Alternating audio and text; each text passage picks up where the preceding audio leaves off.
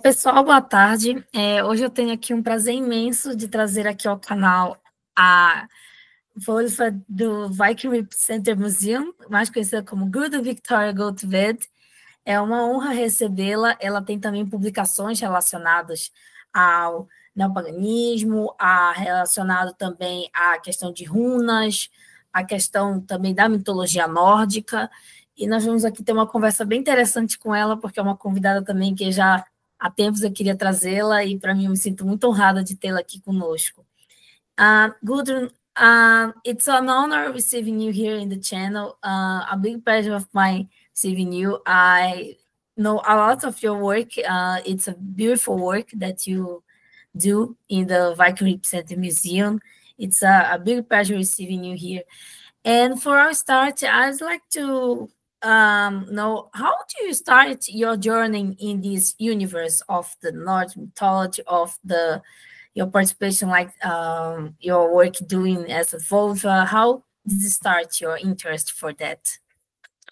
I think it came from my childhood, or I know it came from my childhood. My father was Asatru follow also, and well, I don't follow his footsteps, but he made it, natural and possible to believe in the Norse gods.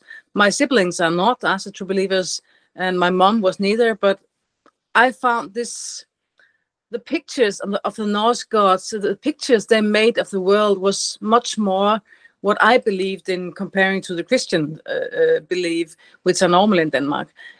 So I started to following the old path, and from childhood I was very, very interested in healing herbs. Yes, and then it just came step by step. I was pretty old, I would say, before I found out there was these Viking communities around where people reenacted the Vikings, and when I saw that, I started in that, and I was totally crazy with it. And I did not even know that there was more Asatru believers than me and my dad, but I've also found out we were a lot. So I start with the Viking reenactment in the same time that I found other Asatru believers also. And I have been studying the sources for a very, very long time, and people know or people they saw that I knew a lot about the sources, and I knew about the healing herbs. So in the Viking society, they started to call me the Vulva, which I absolutely was not at that time. I was on the path. I'm still on the path. You never will be finished learning, maybe the day you die, but not before that. So I just followed the path that was just in front of my nose, and it has led me to what I'm doing now and what I am now. So that's a short story of the path. Yes, it's an amazing journey that you have to doing this work, because it's not, I think it's not an easy work to do. It's you have to have special abilities to doing this, I think. And how did you start your journey and doing your job as a Volva? And what is to do this work as a Volva? What is doing be a Volva? First of all, the Volva is very, very much connected with the Norse gods. So if you're not an Asatru believer, then you're not a Volva. You're something else that is as good as the Volva, but you're not the Volva because it's so connected to the Norse mythology and the Norse gods. Second is that you need to have an urge to help other people. I have always had like this, if people are telling they're sick, I was like, oh, you can take this herb, you can take this herb, you can do that, you can do that. And the last 10 years, I have started also doing healing with my hands, and it's very hard for me not to offer to help if I can. But it's not something you can take on a workshop.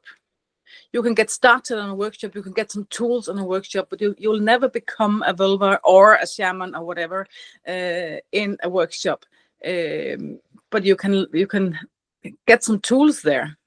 But if you have, it's not necessarily that you have the abilities to be this healing person, which the Volva is. So I think that's the most important, is the Norse gods and the earth to help other people.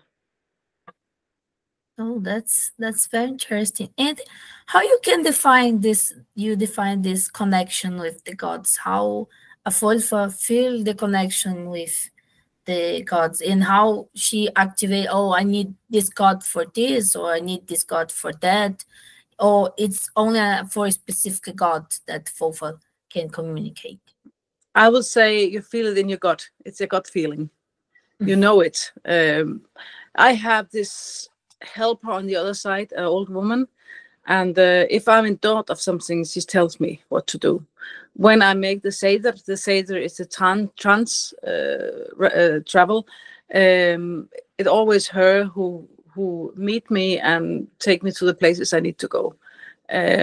So she is a very huge helper. So you also need to have helpers on the other side. You have to need to have those spirits that you are in connection with. Oh, that's very interesting. And for that, you define, how do you define the Old Norse religions through the past to the now? Do you feel that have some specific changes, or you try to make some points with the Old Norse religions to nowadays, or change some things? How do you can I find have that? to say, it's totally impossible to do it the same way as the old one did, because the world is different. And we know from the sources that they were sacrificing humans, and I don't think it would be a good idea today. Yeah. and I don't want to do it either, because it makes no sense. And also, we know so much today that it is impossible to believe the same way. You cannot have the same strong belief as the old people have. I like to tell the story back in 536, I think it was. The summer disappeared, the sun disappeared. There was no sun. There was only gray. It was cold. Nothing could grow on the fields. In the winter, there was no food for the animals, no food for the people. People died. The animal died. Whole small villages was erased from the map, and they had 2 such summers. That was not a summer, only cold and no sun, and everything was horrible. So of course they went out in the moor, and they took all their gold, and they sacrificed their gold in the moor, and we know it because we have found a lot of the gold they sacrificed. And then the sun came back. Wow. They didn't know that it was a volcano who has covered the earth with the smoke and ashes. But today we would know it. So therefore we cannot believe that, oh, we give sacrifices, it works. Because we know too much. Yeah, it's a good point of view. Yeah, it's really difficult, right? To we was replicate this Old Norse release, because sometimes we have some clues that are, how can I say, there are we need more resources to know how explain some things from the past of the Viking Age, and you are completely right in this point. And when we know that the figure of the vulva, we know that Norse religion are very interested with this figure. But how specifically we can say tools that a vulva use to conduct the, how can I say, the trance, or to conduct the work that she do, or for selection I have of to herbs. find here. It disappeared a little bit. My most important tool is the staff. See if you can see it. Oh, it's beautiful. Yeah.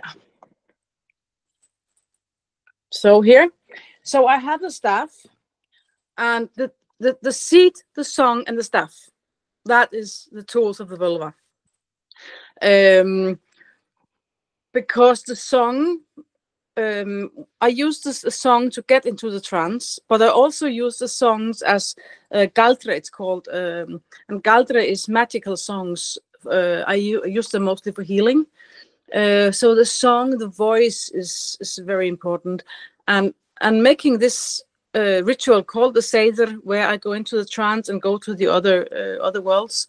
I need a seed. So the seed, the staff, and the song. That is the tools of the vulva, if you ask me. Oh, that's Besides that, I also use herbs. I also use my hands for healing. But the galdra and also the runes, the galdra and the runes and the Seder.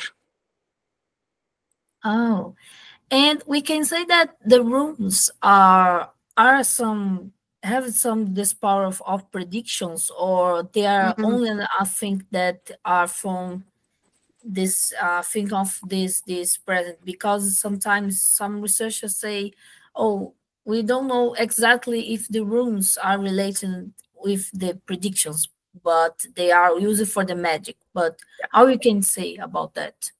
I will say that we have a source, Tacitus. He went to the north from Rome in the year 100 after our time, and he made a book, and he said there was this old woman. She came and she had some wooden tablets with marks on, and she threw them, and from then she took omens. It was probably not runes, because runes was not there, but they had marks for omens. And then we have the rune poems that tells what the rune is meaning.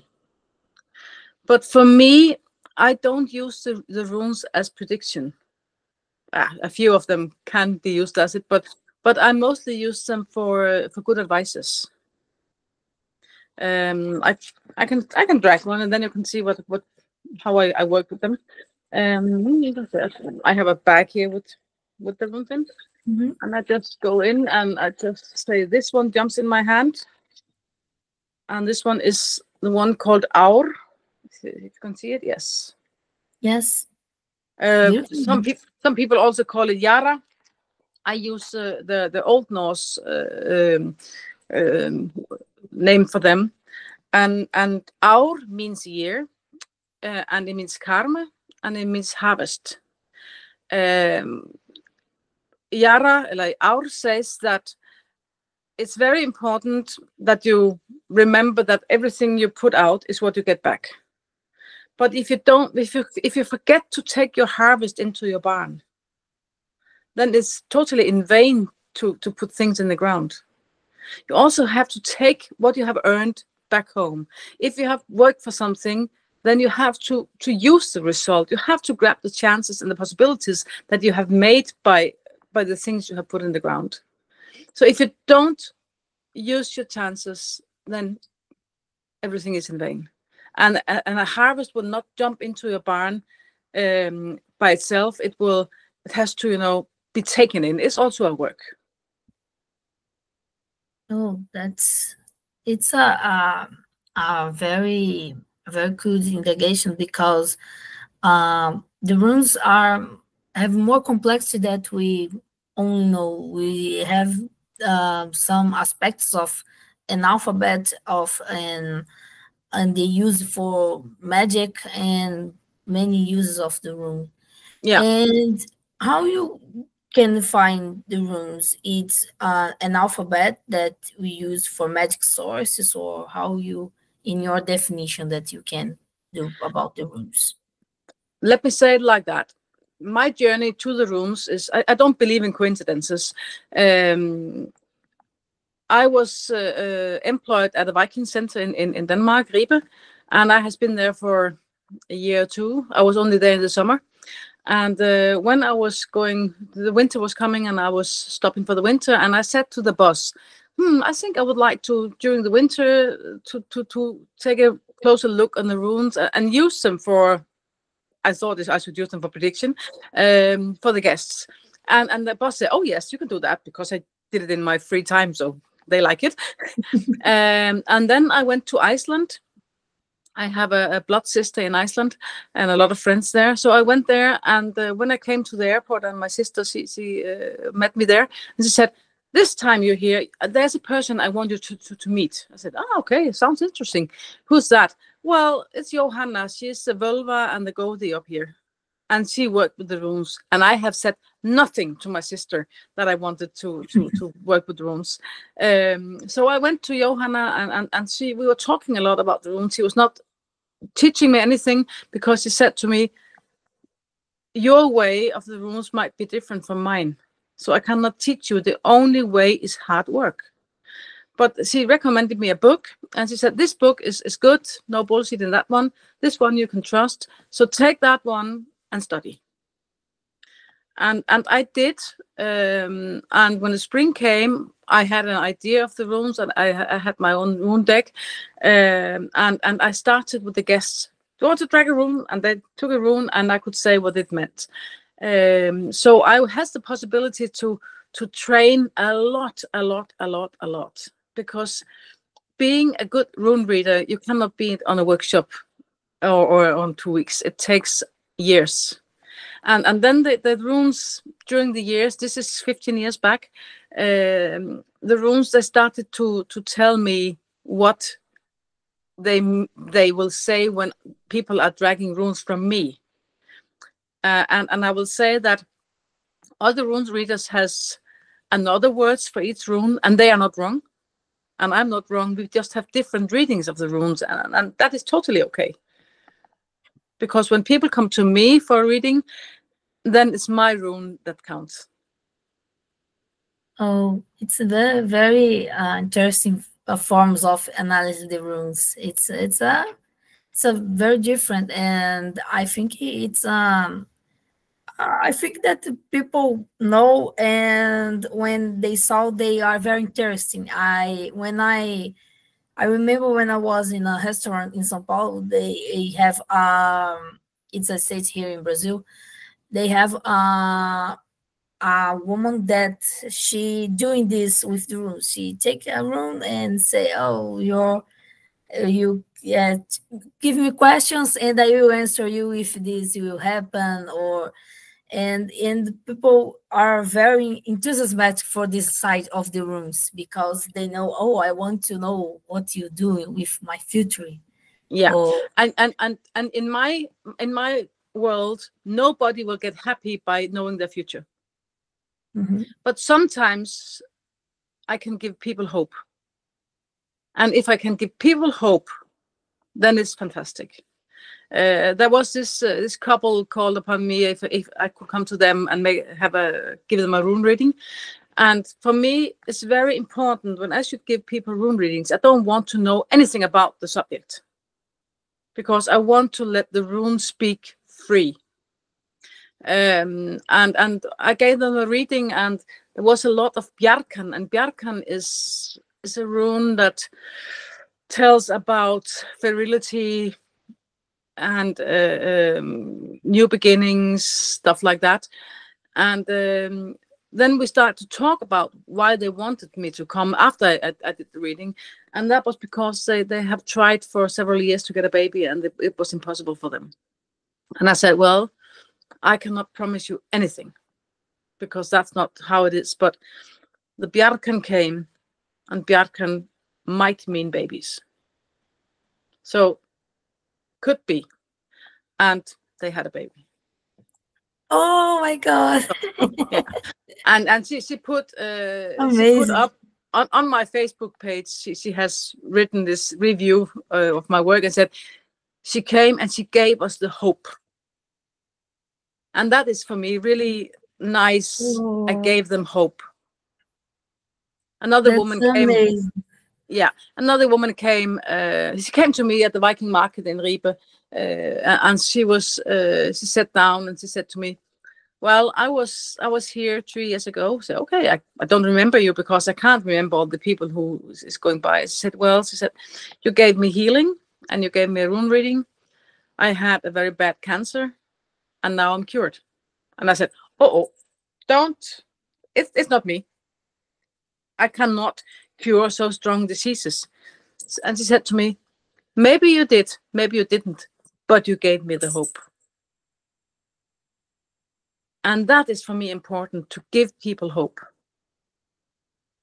That's a very, very emotional story about that. It's a beautiful story that you told me. Yeah, it's emotional. I like that, because giving people hope make them fight for themselves, and then you can't help people better than giving them hope. Yeah, it's amazing doing that. And do you see that the figure of Volva, it's a figure of hope. We can say that she gives us some experience for some things. That is what I like. That is what I like. I like to be that the people who give, the one who give people hope, and help them that way. Yes, it's amazing how that side of the first, because some she was very close to a figure that for magic, for predictions, for some things, but it's amazing how that side too. It's beautiful. Yeah, but I can't do predictions. I can go into the Seder, and the Seder is very much a prediction. Yeah. But I don't think people get happy by knowing the future.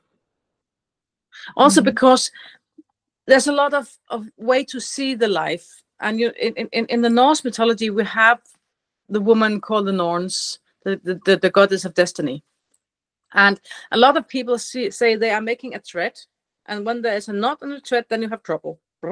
That is how most people see the work of the Norns. I see it totally different. I see that they are making a big net, like a fisher's net.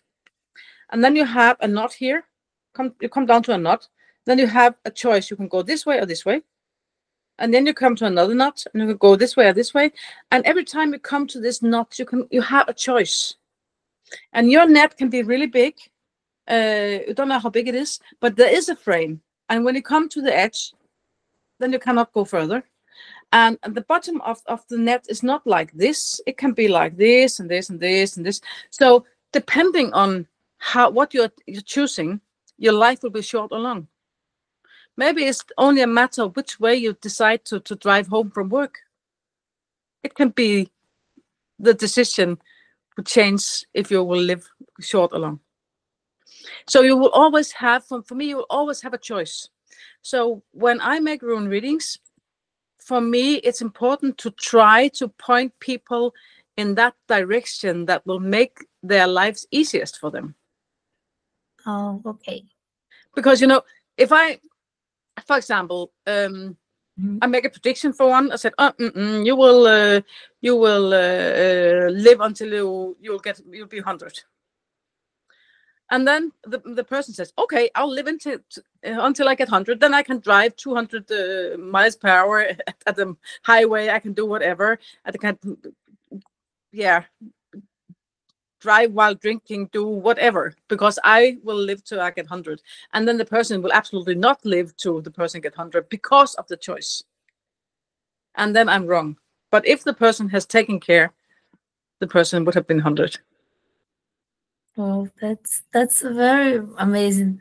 It's for me, it was a fantastic side of this job, because we have this different side, because sometimes we have the only person that I told you that only want this side of Wolfa, that sometimes was much more imaginary, but we have the side of the Volvo that are more working with doing more concrete, with some things that are more possible to touch in hands, and this is very, very interesting to solve. And you have a participation in I think it was a series in the Viking Representative Museum that was like a mini movie, that I can say, and you are interpreting a Volfa that you try to treat a leg of a man that he broke the leg in the. It's with Comfrey. But the Comfrey can do it. And The comfrey is one of the most healing, strongest healing herbs we have in the world. Some people say you can eat it. I would not do it because it can harm the liver, and it would be stupid to take the risk. But comfrey used from the outside, it's totally crazy, and it can actually heal a broken leg from outside. And therefore, making a little porridge from the root of the comfrey. If you have a broken rib, you cannot do anything with the broken rib, but put it on here, then it will heal from the outside. whoa, it's fantastic. I didn't know about that. It's a very powerful word. It is. Maybe I can show it to you. I have also made some books about this subject here. Yeah. Oops. Oh. It's a beautiful herb. It is, yes, and very big also. So that is really one of the queen of healing, but don't eat it. I know some herbalists says that there is also something in the comfrey which make it make the liver healing again, but don't take the risk. You don't only have one liver, so better not eating it. And how did you see you analyze your participation in this mini move? You have some aspects in this move that are very, very challenging and very, very amazing to solve, because the Volva sometimes represent a figure of resistance, because have another chief that you try to implement the Christianism in this, like, and the Volva doing some very funny things to show yes. I don't like that. To be honest, I don't like when things get too serious. So and well, being a vulva is serious, but sometimes you should also make something that make people laugh. And if you take a look at my YouTube channel, there's a little movie says the vulva goes to church. It was at the Viking Center. They built, some of my colleagues, they make fun of me. It was before the church was built there, and they made fun of me. They put 4 sticks in the ground, said, "Here the church should be." And I went there, and yeah, you can see it. And they really thought I did it. I did what they thought I did, but I didn't. Well, the best thing in the world is when we can laugh. And I'm not afraid of making fun of myself, because I know who I am, and I will not get a bad person by making fun of myself. I can manage that. It's totally okay.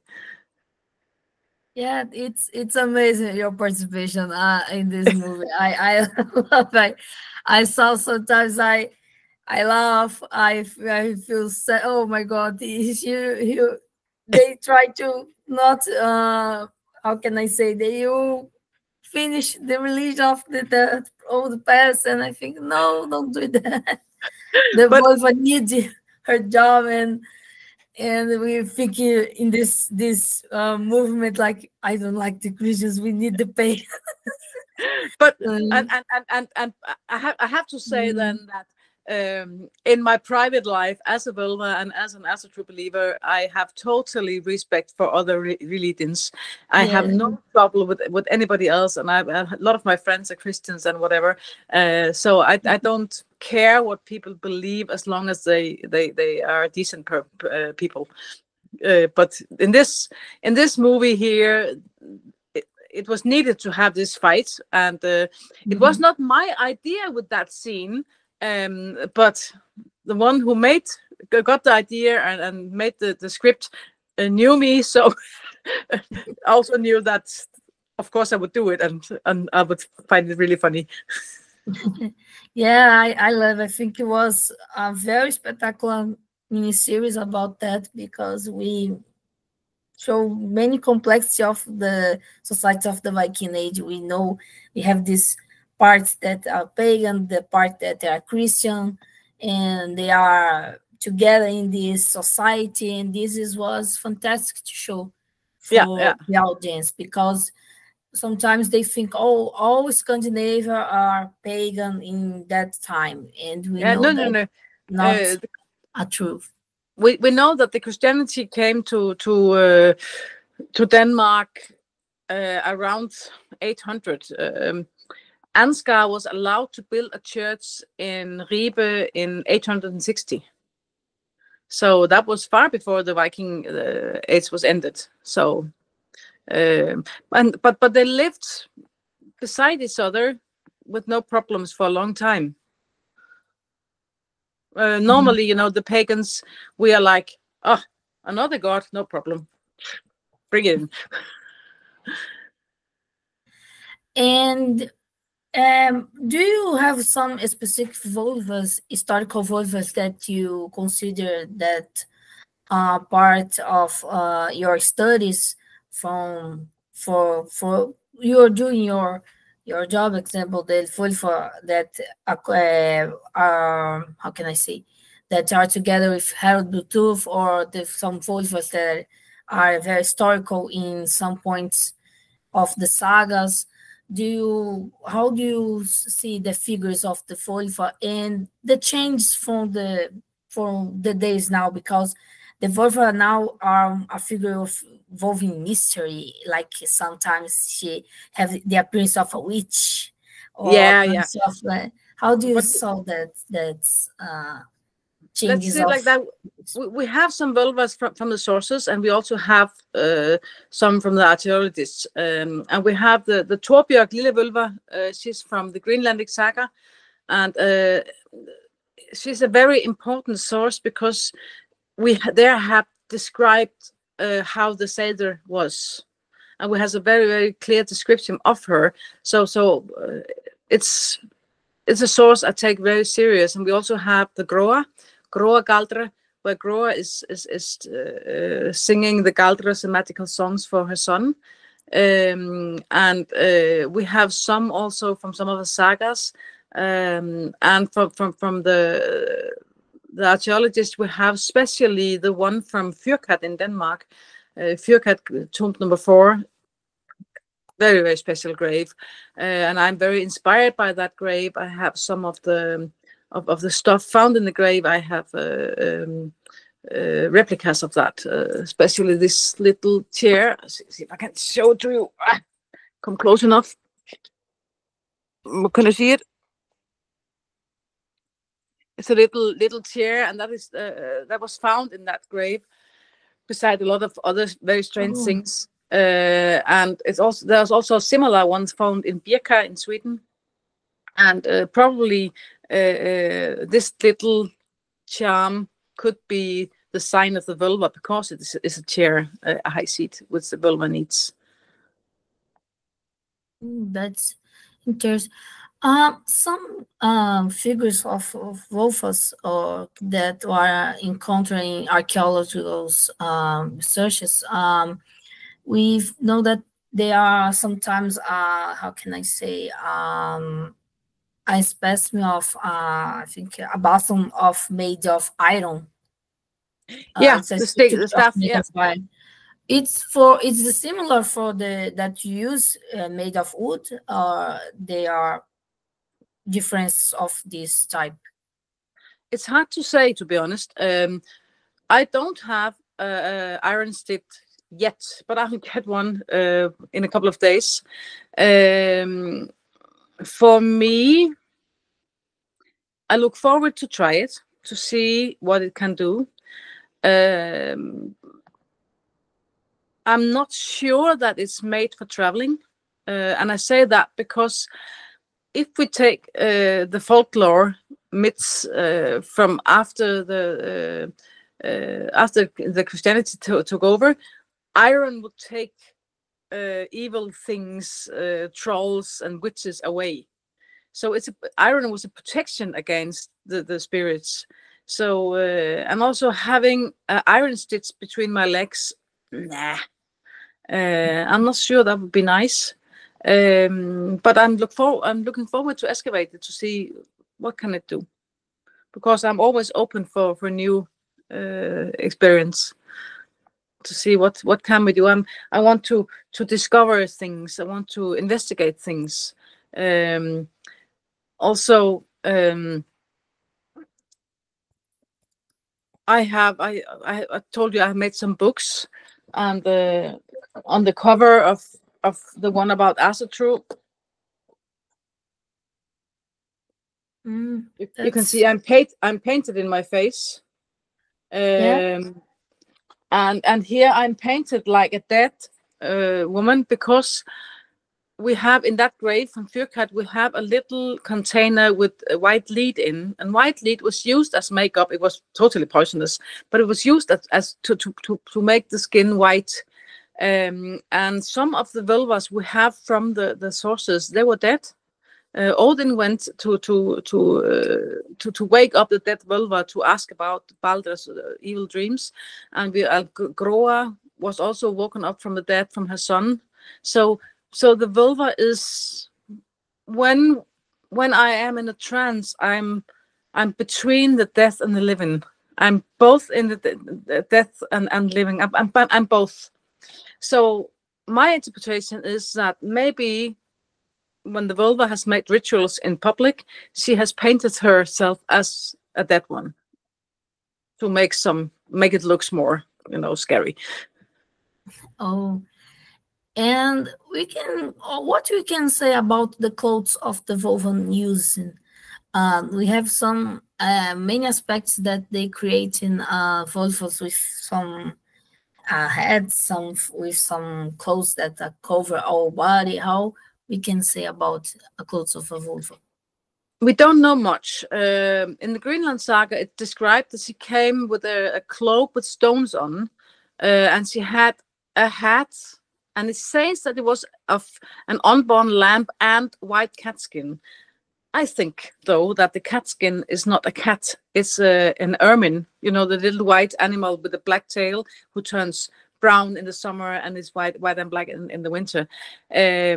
Because the ermine in Old Norse is called the graveyard cat. So I think Snorri, who wrote this, no, not Snorri, the man who wrote this thing here was wrong. It was the graveyard cat. Also because it's a very noble animal. It's the kings are wearing their skin later on, and it's magical because it changed color. But that is it's what they say here. And I have made myself a special garment for it, and I am, yeah, it was just beside me. I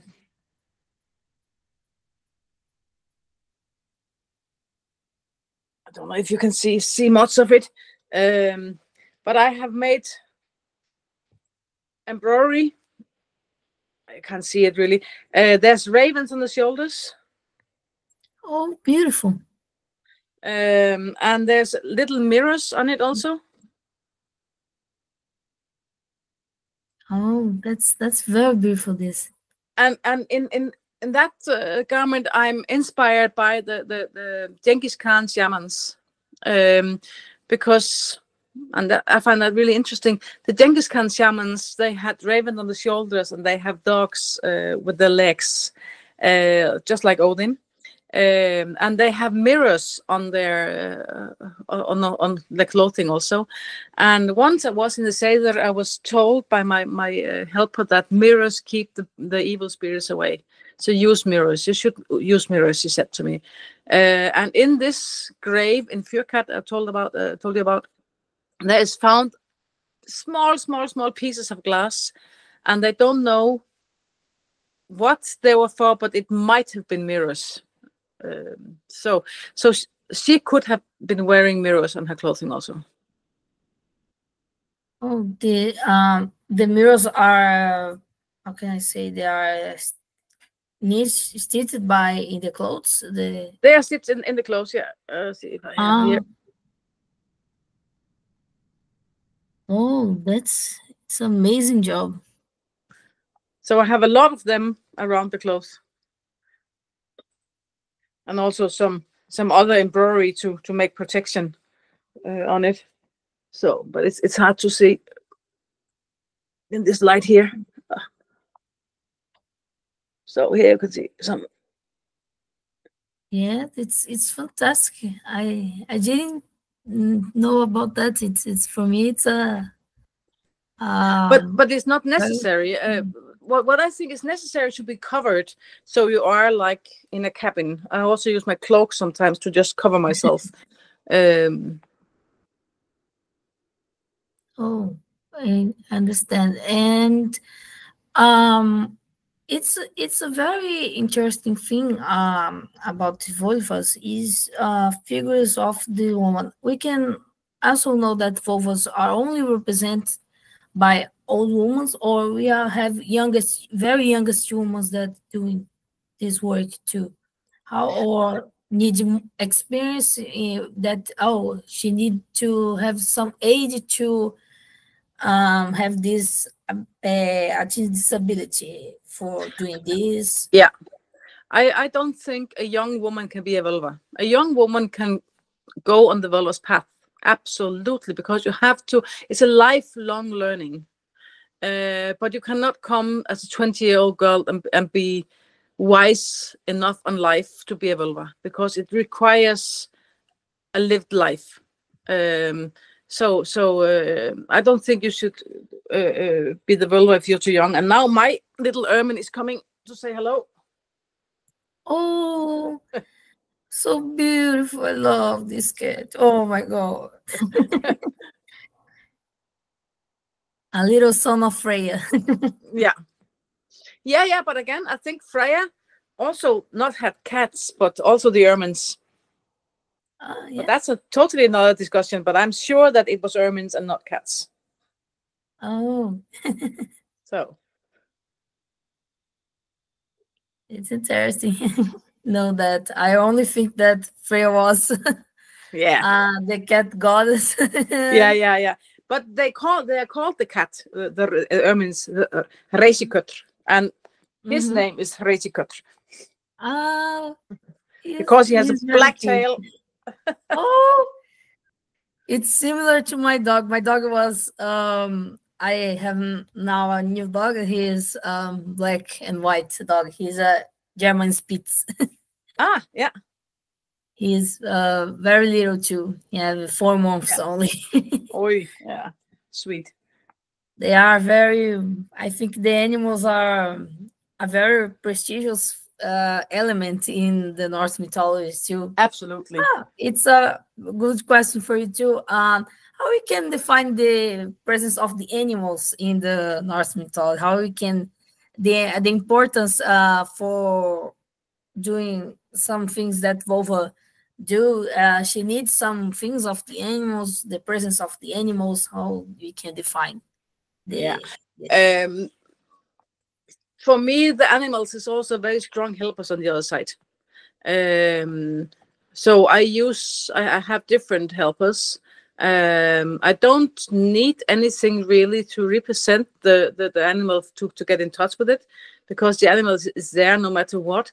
But I have one very, very strong helper, and he used to be my horse here in this life.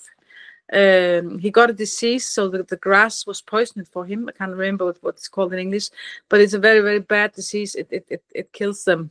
And he started to walk very, very slowly, and he had pain. So I decided to slaughter him, and I did it home by myself. I had a butcher coming and making the hard work, and I have been eating him since. I'm not finished yet. And my friend made a drum out of his hide. And he is my helper on the other side. First time I took a journey after I let him down, he was there, and he said to me, well, I don't have pain anymore, so thank you. Do you want the ride? And then we took a fantastic ride in the trance. So you can have animals you have known in this life as helpers. No, that's a very good thing to know. I read sometimes that dogs and horses are very good animals to conducted some souls of warriors to Valhalla. This is of truth, or not specific? This have much more animals that doing this.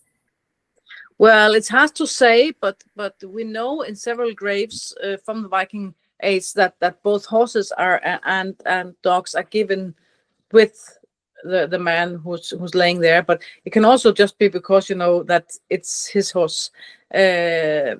Normal, what we say is that the Valkyrie is coming to take the man to Valhalla.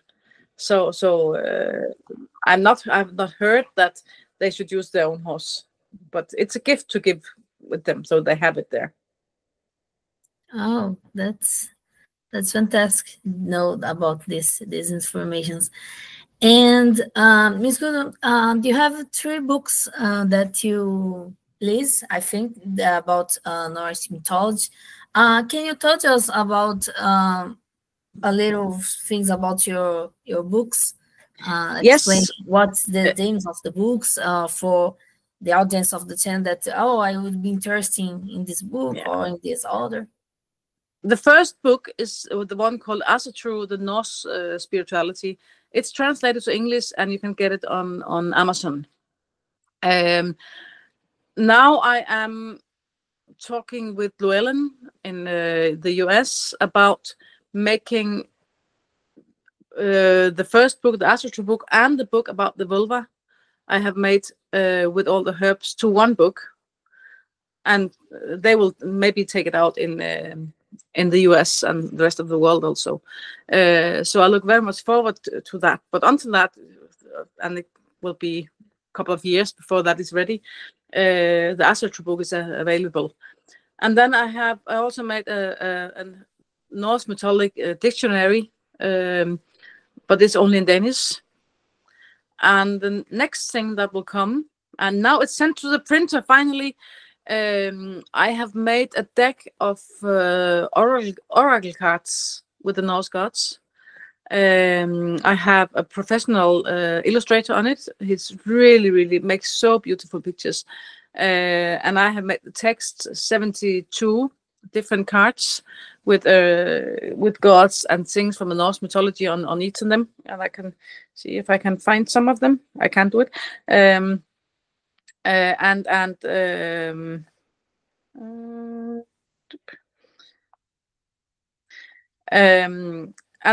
that is also with good advices. It is oracle cards and not tarot cards, because I don't want to have this predictions in it. I want it to be like only for people.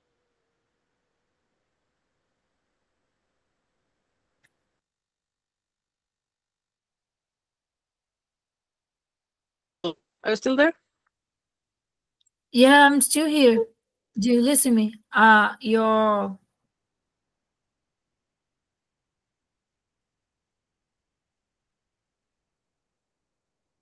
Your screen.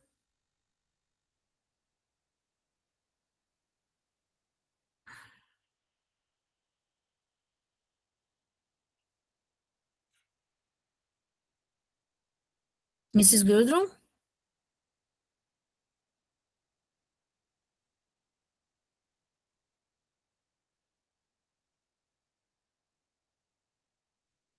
Now you're back. Right. So now I can show you one of the cards. Oh my God, it's amazing. It's the elves, and the card about the elves. First, I write who are the elves, because I want people to also know what it is, so they can learn something from it. And then when you drag this card, the text is something like, when you take this card, you need to remember to play, because you have to play also, and the price, maybe you pay it tomorrow, maybe in 100 years, don't know, but you will not stop playing when you get old. You will get old if you stop playing. So it's small advices like that. And here you have Asgard. Oh my God, it's amazing. I love these cards. They are so beautiful. I love them too. Really, Bifrost you have here. Oh. It's fantastic. So, and they will when they come out, hopefully very soon. We have Fenrir. Oh, finally. Yeah. And they with The the text will here. the text will be both in English and Danish in the first edition.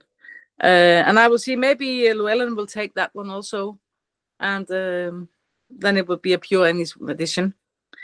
And maybe if somebody want to translate it into Portuguese, then they can come out there. Oh, we need something to translate this for Portuguese. It will be amazing. Buy these books here in Brazil. Yeah. So you talked about Freya. Here you have Freya. Oh my God! Oh, Freya was beautiful. I didn't see this side of Freya like that. It's different and beautiful. We have all of us. We have different views of how the gods is. One of my favorite is Hel, the goddess of death. Oh. You can see she's not scary. She's caring and loving, taking the dead man in. Now I can take care of you. Yeah, it's a beautiful side of hell. Yeah. Because many persons see hell that it is horrible. A horrible shadow figure that she's not good. Oh, the ravens hugging mooning. Oh, beautiful. So I really look forward for these cards. I need these cards. So so that's my next project, and also hope that the Llewellyn will agree to take my books so that I can write those 2 books to one. Will be one. How the quantity of the cards will be? 40 cards, 30 cards. How the quantity do you plan? How what do you say? The quantity of the cards. Do you know? You'll be 15 cards, 30 cards. There's 72 cards. 72 cards. 72, yes, 72. Yeah. There's a lot of them. It'd be amazing. I have a lot of things in the Norse mythology in these cards. Yeah. So there's 72 different cards, and they come in a box, and there's a book to it also. So and the book is bigger than the cards because I don't like when you have to sit like this with a little bit book. So. Oh my God. Yeah. I will make. I can tell you that I will make advertisement for them on my Facebook page and also on my YouTube channel. I will make a little film about them when I have them in my hands. So.